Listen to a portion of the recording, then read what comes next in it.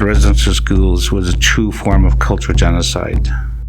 And it is the darkest part of history of Canada, identifying a cultural grouping of people and trying to assimilate them from who they are and what they are. What we see with that is that the abusive measures that were taken, that we weren't looked upon as being truly human.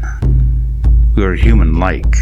We were taught that the color of our skin was wrong, our language, our beliefs, and our values, our ceremonies were, that these were all satanic. The residential schools really, unfortunately, where religion was used as a weapon against the Indigenous people. It did not allow us to be who we were meant to be. It altered our mindsets, it conflict within our psyche, some of the horrific abuse systems that we went through to convince us that we weren't worthy. I think one of the statements that was made at the federal level is that to turn the Indigenous people, and that time they said the Indian people, into white, civilized, Christian human beings. That didn't happen. What it created is a tethered cultural grouping of people.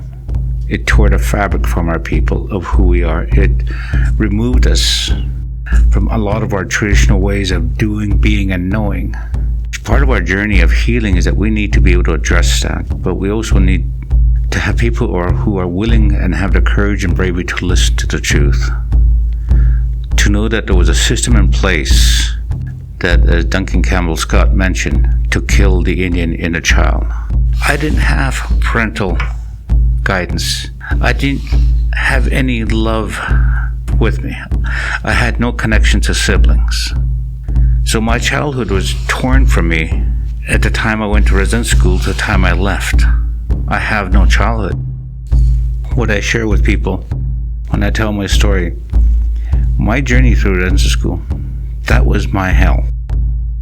We have a lot of people as a result of residential school who lost a lot of natural ways of being.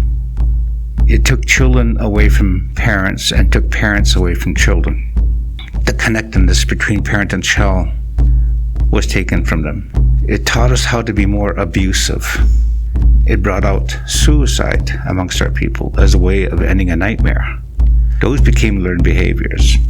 Children were used as at ransom because the parents were not going to react in fear that their children would be harmed, not realizing it was already happening in the walls of the residential school. But it was a way to control the people, again, to go back, to appropriate the lands. What people are looking at is they look towards the Indigenous people and saying, we need to look at what is reconciliation, how do we work with that? We didn't do the harm. It's not for us to reconcile. It's for non-Indigenous people to reconcile what had happened, what their ancestors had done wrong, to reconcile those differences. Our job, our responsibility is to get onto this healing journey, to get back to the true meaning of who we are as a people. I am a member of the Kainai Nation within the Blackfoot Confederation. That's what I am.